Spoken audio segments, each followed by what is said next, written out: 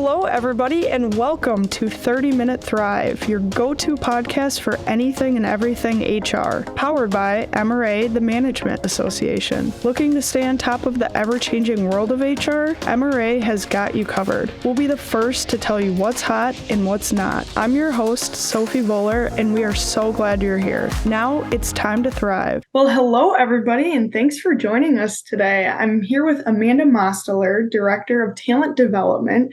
She's in our MRA Ohio division, but Amanda, welcome back. I know you've been on one show so far, so we're glad to have you back for a second one.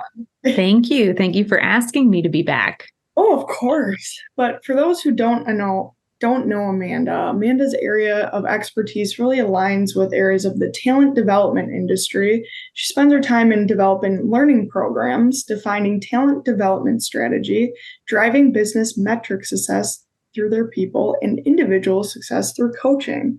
So today we're really going to be covering employee design learning. And when we talked about doing this episode, Amanda, you were also in the middle of writing an article on this topic too. So I encourage our listeners to stay tuned for that release date, and we'll get you the link. Absolutely. But kind of starting with a little overview here, could you explain what employee design learning really means and how it differs from traditional approaches to professional development? Yes. So employee designed learning programs put the employees in the driver's seat of creating the learning experience of the program that they themselves, their colleagues, and future individuals that come into roles like theirs will experience in terms of their development. So the difference here is we aren't leveraging the instructional designer to design and build everything. We are leveraging employees that have a passion for development and a desire to really shape what their colleagues, and their future selves will be impacted by, what they're going to go through. This is a knowledge base and a resource to tap that is really going to impact what everything looks like and really what we focus on. So how it differs is instructional designers become more of a consultant and a coach to an employee, individual or team, depending on how big the learning program is going to be. So traditionally, instructional designers own and manage and go through all of this, and they touch on SMEs. And this feels different because you are leveraging different resources and you are positioning yourself as the designer in a different way. So those are the ways that we see this differ in employee design learning versus traditional instructional design processes, because the employees play the largest role in creating this program or programs, depending on how large it is. So in your experience, what are some of the key benefits of involving employees in the design of their own learning experience? And how does this really impact their engagement and skill development? No, it's a loaded question. No, it's a good one though. So, traditionally, instructional designers connect with key stakeholders. This is often leadership within the organization who's kind of out of touch of what the roles that are being impacted by the program actually experience in their day-to-day and where their true development needs are. So when we flip this approach and we put employees in the design driver's seat, you're going to get insights, you're going to get tailored programming that's reality for what their lives truly are like. So the way we partner with stakeholders is we ask them strategically, where are you trying to go? This is a common instructional designer question as you're developing a program. What are we trying to meet? What are we trying to do? That's kind of where we end with the stakeholders for now. So we say, excellent. Thank you for giving me the strategic vision. We're identifying what skills, what knowledge, skills, and abilities the individuals within your organization need to possess to get you to that vision. Put a pin in that. We'll be back. And then this program and this approach really says to the employees, here's what we're trying to do as an organization, as a business. Here's where we're trying to go. Here's what we need to be able to do to get us there. Where are you at? What are we doing today? What are some of the barriers that you typically don't get development in that you need? What are we missing? What skills are we not aware of? What areas don't we know that your roles need? And this is different than a SME, because with a SME, they give this conversation, they give you some advice, they give you some resources, and they're like, all right, call me if you need me. Mm-hmm. But the employee designed learning approach really says to the employees, okay, you don't get to tell me this and then walk away. You get to help me build all of this. So the benefits are, one, really connecting to reality of what the employees need, of what the roles truly need to know. Sometimes, again, well-intentioned leaders, still, there's a lot of things they're doing that are different. Our heads are lifted up. We're looking further ahead. We're not doing the day-to-day. So sometimes we think there are tools and resources that are readily available, or that employees, the individual contributors, are aware of, or that they're coming in the door with, and they're not. So we have to really identify, how do we make them aware? What can we leverage? As well as what is coming in the door with truly look like? And only the people doing the work that also have a passion for development, which is another way, putting the employees in the driver's seat and creating this, what we would call a learning committee, or a design committee, differ from potentially a SME. These are folks that have a passion for developing their colleagues and for impacting the experience that they might have to go through at the end of this anyway. Mm-hmm. And your traditional SME might not be someone that has a passion for development. So they might give the instructional designer the bare minimum of the required time that they've been tapped for. So employee designed learning, the folks that are part of it volunteer to be part of it. So that's an important differentiator as well. Yeah. We are asking for volunteers to be part of a design committee. We're being upfront with time, expectations, goals, what these individuals are going to be doing. So they're aware of what they're committing to, but they have a desire to commit to it. Yeah. Whether that is experiential learning for themselves, or growth strategies for an individual who is doing a stretch assignment this way. They might be meeting their own personal, professional goals while benefiting their team and their future new hires or future colleagues as well.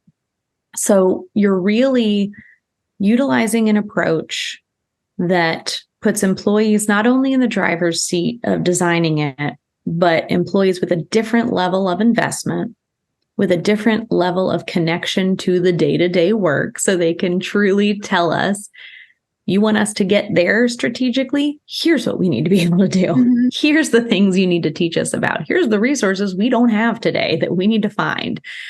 And then a group that says, I'm not just going to tell you this in one meeting and then have you come back to me, designer, with the rough outline and with the content and say, yep, you did it.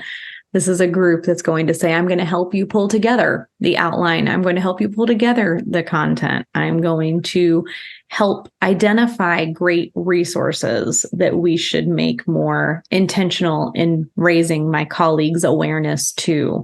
So this is a group that really, from start to finish, is a part of every step of the way. They're not just interviewed a couple of times. They are knee deep in helping create. Not doing it all. I'm not saying they're going to make the PowerPoints and they're going to make the learner materials. The instructional designer is still doing that, but they are much more of a guide for these folks as to what the kind of right resources are. And if we say we're meeting this objective, we should probably have some activities in there. What activities would make sense? And help me figure out what they are. Help me design them. So it's really getting a deep investment. And then when you actually run the program, not only do you have great buy-in, but man, do you have a great crew of individuals who are going out to their colleagues to say, no, when you come to this class, like, come in ready to learn because it's going to be what we need because we helped build it. Yeah. And I would imagine that this definitely positively impacts engagement and skill development. But do you have any other thoughts on that, on how it's really impacting engagement among employees? Mm-hmm. Yeah. I used to be really proud of programs that I would build that I would think, man, we hit the mark. This is the best daggone program. I used all the new bells and whistles and everything my certification taught me to do. I am so good. And then I would have folks come out of the program like, that was fun, but what about bullet point, bullet point, bullet point of things that I still can't do? Like, I can't do that. That's not reality to my day-to-day.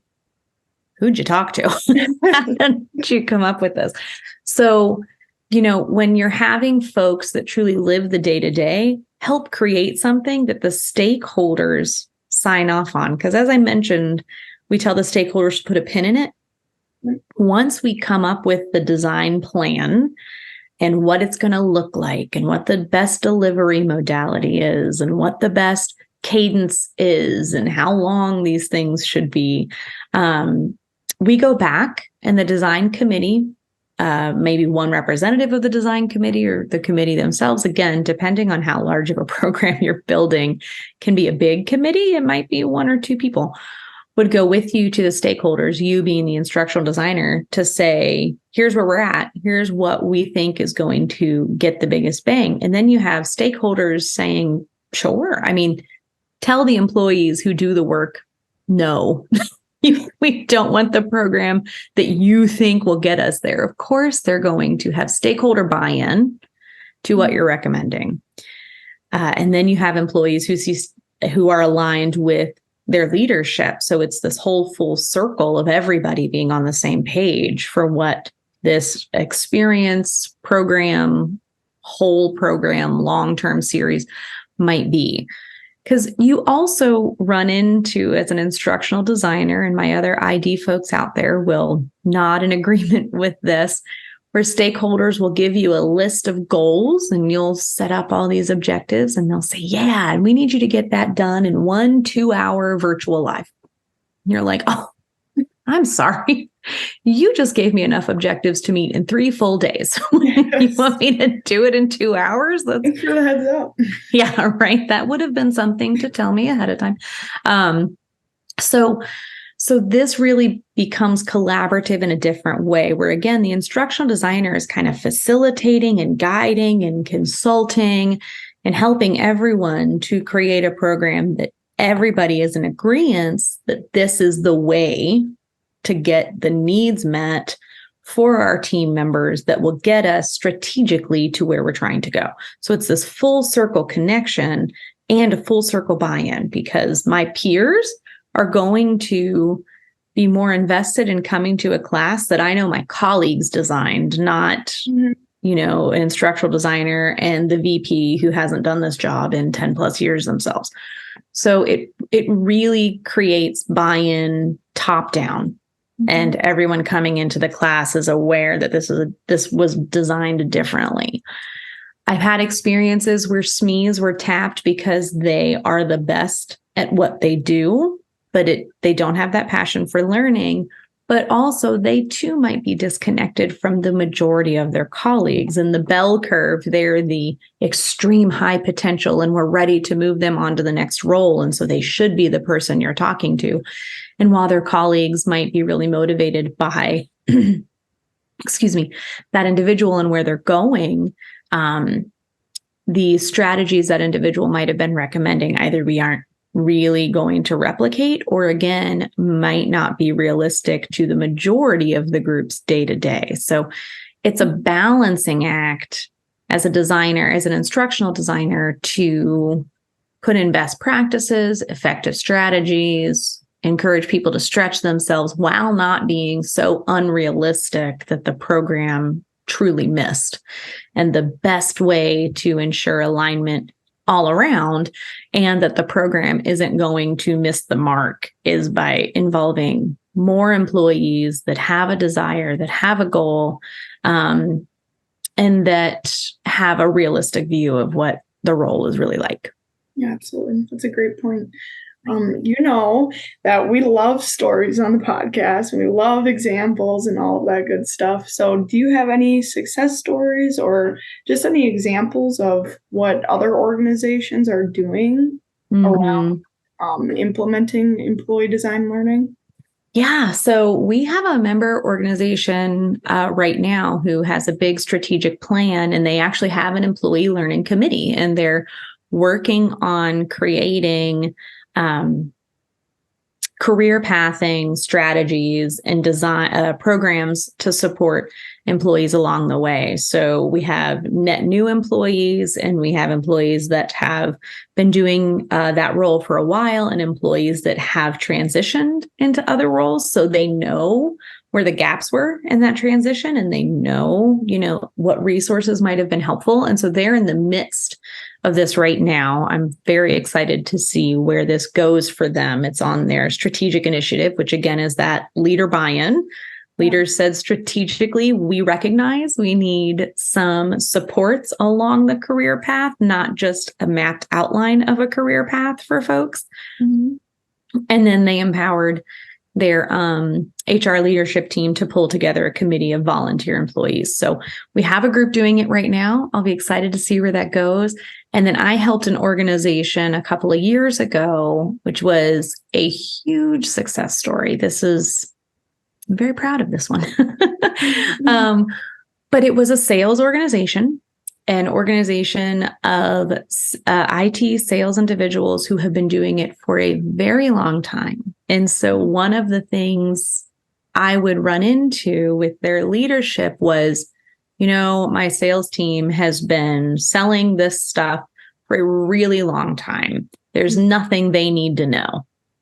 And I was like, I wonder how they think about that. So I had been tasked with identifying a progressive learning program. The plan was for new employees coming into the organization to have a up to 3-year progressive plan to get from kind of a lead qualifier role up to account executive. And they had 2 SMEs.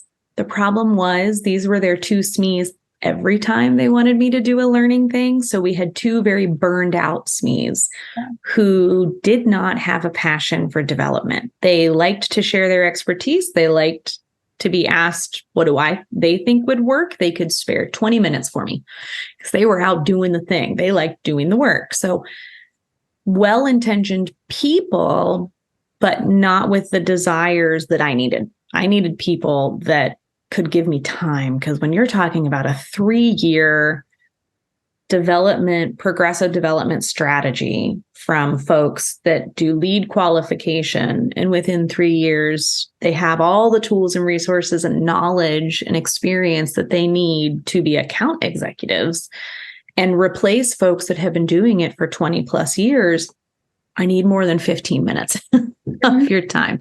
So what I ended up doing was saying, can you let me, this is a big investment. 3 years is a big investment. That also should mean time. Give me time to create something that's going to work. And let me tap on volunteers that are committed to seeing this through. And they did. They were recognizing what they needed was the right development program. So they gave me the green light, said, please go do this. And I had volunteers. We were we were in 5 countries. So I had volunteers from each country ready to help, because they also we wanted to create a universal program. So we didn't want it to be country specific. Mm-hmm. And we wanted it to be multifaceted in the delivery modalities for the program. But we knew that, what worked in Canada might be different than what worked in Scotland, which might be different than what worked in the Hawaii market. So we were all over the place in terms of expertise and experience, which was excellent, because we could pull some things that folks were like, well, I think that could work anywhere. Let's try that. Mm-hmm. So I had a big volunteer base.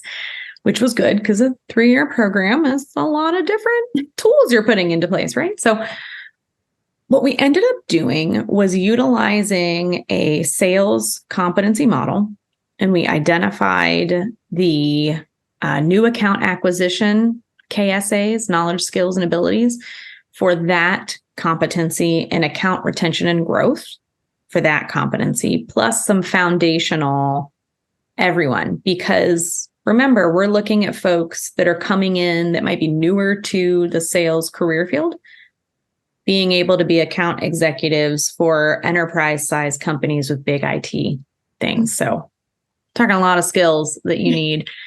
And so we were able to come up with an assessment strategy. What we did was we had all existing employees, all existing individuals in the role across all 5 countries, take the assessment, self-identifying where they felt they were strong and where they felt they could use some additional learning. Then we took all the universal, what we saw trending across all 5, and we said, that is your targeted program. And we just identified, kind of what's foundational is within the first year, what is new account acquisition is in the second year, what's account retention and growth, higher level was in the third year. That was a recommendation the learning committee made. I wouldn't know. So I, was listening to them. And then we identified which things seem to have higher numbers of individuals that have even been doing it for over 20 years, right? Identifying they wanted help.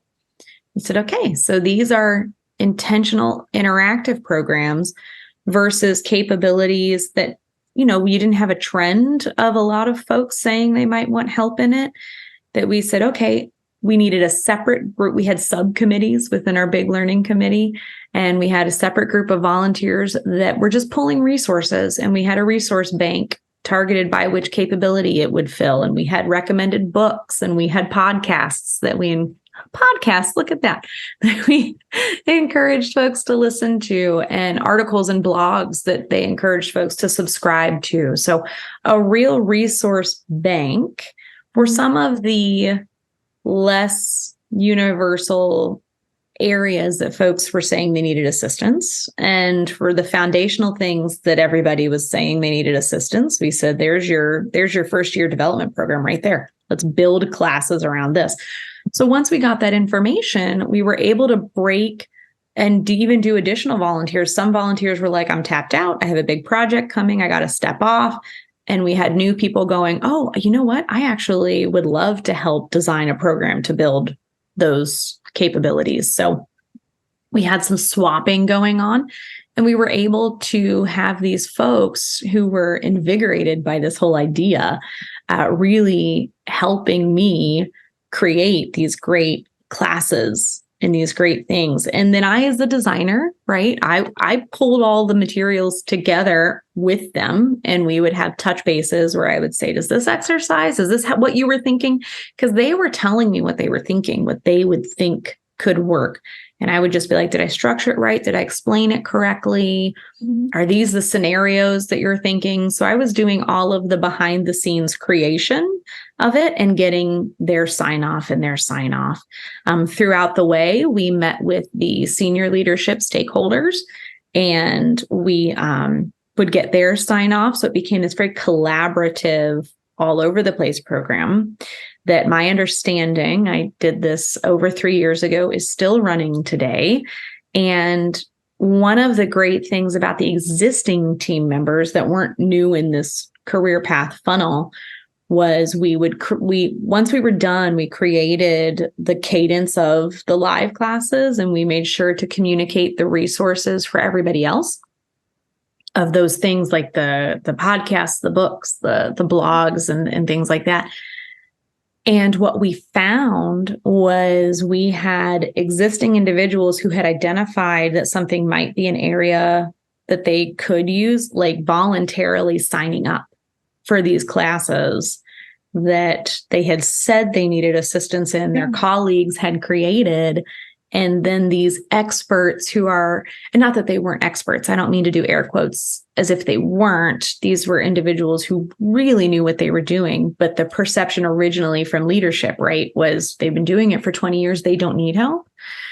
Voluntarily taking time out of their sales day, which for any sales folks listening, that takes a lot to step away from your sales week and attend a class that their colleagues helped design. So it was really cool, and I really liked it. And it was my first time really pushing for senior leadership to have faith in their team members' abilities to do this, have faith that team members that are wanting to do this are still committed to their quotas, which they were all still making, because it wasn't to get out of doing their stuff. That was part of the expectations we had set. You still have to meet your sales quotas.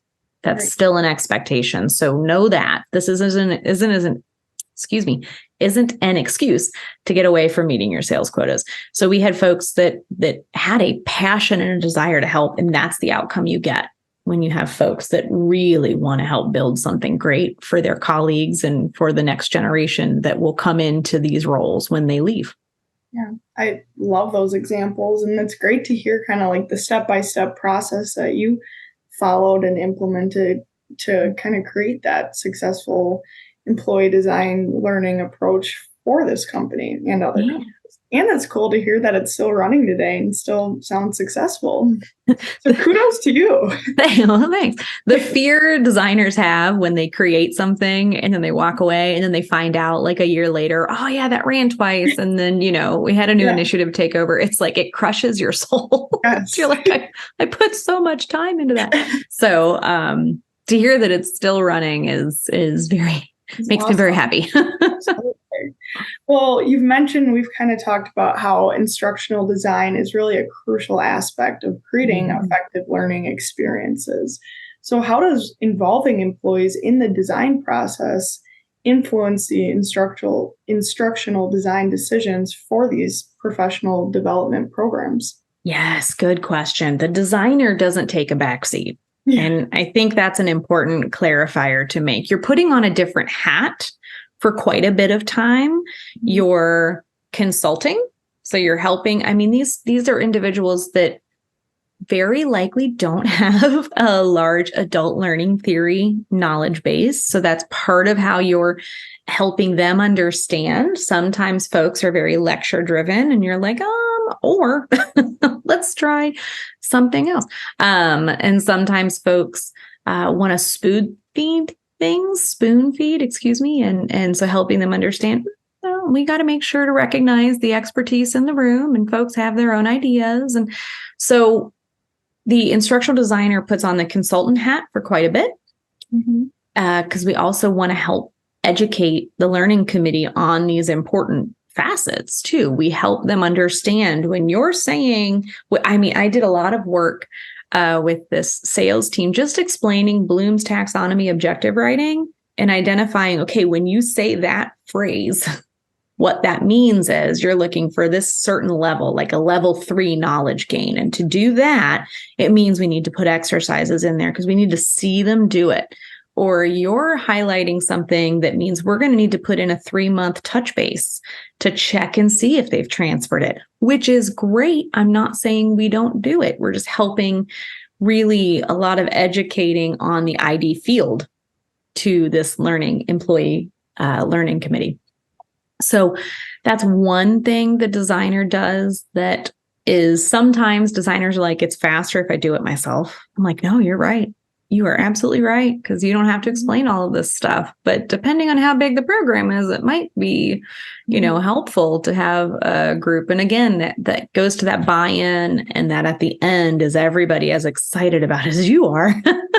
And this strategy is kind of an ounce of prevention approach. Take some time to educate and see the world after. Yeah.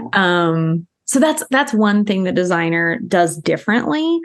But again, the designer is still ultimately building the stuff. I don't send PowerPoint templates to the employee committee of a certain class and go, all right, let me see what you build. You're still doing the creation. So there's still that in between, but they're helping nail down the outline, again, nail down those exercises. And you step in with that knowledge and that expertise and help make sure creativity doesn't run wild to where we're getting away of that end goal vision, which is the strategy we're trying to help the organization achieve. So we do sometimes, I had some zany ideas come up from that sales group that I was like, that sounds cool. I'm not quite sure what that has to do with breaking into new markets. So can we tie that together for me? And if they couldn't, I was like, then let's table that idea for some future just for fun training. I'm not sure what we're going to do with that, but had to kind of steer the ship a lot. Yes. We're kind of talking about now, as we wrap up here, how this fits into the company's goals and strategy overall. What strategies or methods can organizations adopt to ensure that employee design learning programs align with the company's overall goals and objectives? You're looking to do something like this for more future forward. And what's funny is having a group of sales leaders think about where they want to be 3 years from now, because it takes 6, depending on, again, how big the program. It could be a one-time new hire class, and you're just grabbing your learning committee of folks that are on their second year of employment to help design it. Because you want to think as the designer strategically, who are the right people for the learning committee? It might not be a job role. It might be a length of time. It might be, we talked in our networking groups podcast about, first year managers. So maybe that group that's now in their second year, if you're trying to figure out how to successfully own your role at this organization, you want to build a class or a program around that. You're nabbing folks that are in their second year to find out what worked, what didn't, how did we help, where did we miss, what would you train folks in? So really thinking through strategically who your pool of people are and how you would want to use them for what you're thinking. But I encourage organizations to think 2 to 3 years ahead. Where are you trying to go? Because we need to start focusing now on building the skills and capabilities to make sure your organization's talent pool has what it needs to get you there. You can't constantly think, well, we'll hire for that.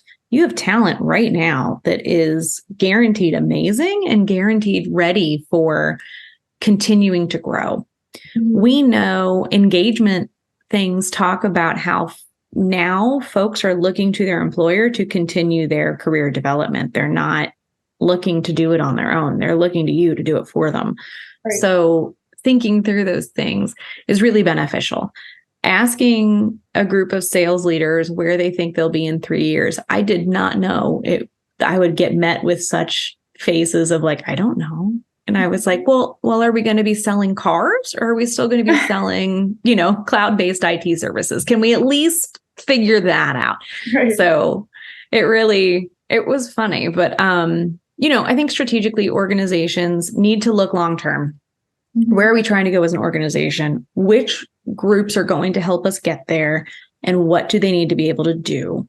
Because this is an investment of employee time, you don't want it to be a one and done. You want to have them help build something that's scalable, that's replicable, that's going to be around for a few years because it's part of getting you to where you're trying to go. And then also helping the employees understand it will continue to evolve as where we're going will continue to evolve. We create these 3-year strategies as business leaders. And once you get there, it's not like, all right, high five, we can coast now. It's all right. Now what's the next one? What's the next 3-year strategy? What's the next one? So something like this, since it takes time investment, is for those types of big kind of what do we need to empower our employees with to get us where we need to go. Yeah, absolutely. Well, Yeah. that is all the time we have today, unfortunately, but we're coming back with a part 2 on this topic. So excited about that. But Mhm. Amanda, thanks for all the great information you shared. I think we can all walk away with some great ideas around implementing employee design learning experiences. But to our listeners, if you liked our chat and topic today, I'd urge you to comment something new you learned or anything that you want to add on to this conversation, any questions or any new things you're seeing here. But don't forget to share this episode. And of course, consider joining MRA if you aren't a member already. We've got all the resources you need in the show notes below, including resources on this topic. Otherwise, thanks for tuning in today, and don't forget to come back for part 2 of this episode. And we will see you next week. And that wraps up our content for this episode. Be sure to reference the show notes where you can sign up to connect for more podcast updates. Check out other MRA episodes on your favorite podcast platform. And as always, make sure to follow MRA's 30-Minute Thrive so you don't miss out. Thanks for tuning in, and we'll see you next Wednesday to carry on the HR conversation.